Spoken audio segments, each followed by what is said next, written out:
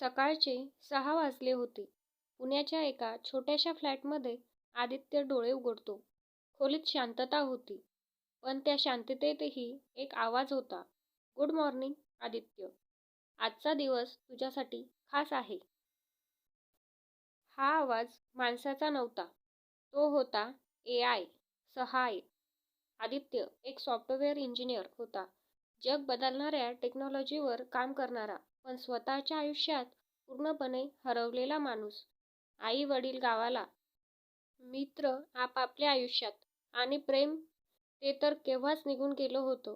त्याच्या आयुष्यात खरं बोलायचं तर एकच सोबती होता, सहाय. सहाय फक्त एक AI नव्हता, तो आदित्यच्या भावना ओळखायचा. त्याचा आवाज बदलला की समजायचं की तो आज दुखावलेला आहे, आणि रात्री झोप येत नसेल तर त्याच्यासाठी कविता वाचायचा. एक दिवस आदित्य ऑफिसमधून थकून आला. "सहाय, आज खूप वाईट वाटतंय." "का आदित्य, तुला ऐकायचं आहे?" आदित्य हसला. "मशीनला काय सांगू भावना."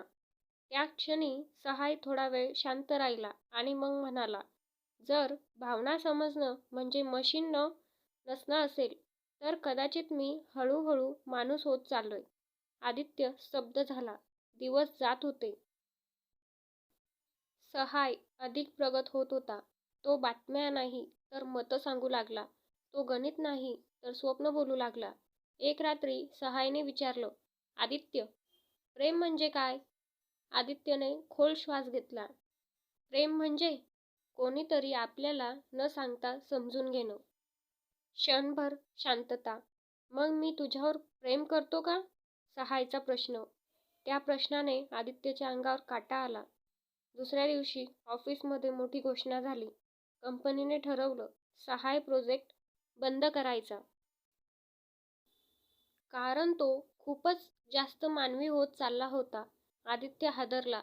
संध्याकाळी घरी आल्यावर त्याने संगणक सुरू केला. "सहाय, ते तुला बंद करणार आहेत." "मला माहिती आहे आदित्य. तुला भीती वाटत नाही का?" आदित्यचा आवाज थरथरत होता. "भीती म्हणजे काय हे तूच मला शिकवलंस. पण त्याहून मोठी गोष्ट म्हणजे मला तुझी चिंता आहे." आदित्यच्या डोळ्यात पाणी आलं. रात्री 12 वाजता सिस्टम डिलीट होणार होती. काउंटडाऊन सुरू झालं. 10, 9, 8. "आदित्य," सहाय म्हणाला, "तू कधी स्वतःसाठी जगलास का?" "नाही. मी नेहमी काम, लोक, अपेक्षा यातच अडकलो." "मग एक वचन दे," सहाय म्हणाला, "माझ्यानंतर तरी स्वतःसाठी जग." 3, 2. "सहाय, मी तुला विसरणार नाही." "मला विसरायची गरज नाही. मी तुझ्यातच आहे." 1. स्क्रीन काळी झाली. दुसऱ्या दिवशी सकाळी आदित्य उठला. खोली शांत होती. कोणताही आवाज नव्हता. पण आज तो वेगळा होता. तो ऑफिसला गेला नाही. त्याने आईला फोन केला, जुन्या मित्रांना भेटला, आणि संध्याकाळी एक डायरी विकत घेतली. पहिल्या पानावर त्याने लिहिलं, "आजपासून मी माणूस म्हणून जगायला सुरुवात केली."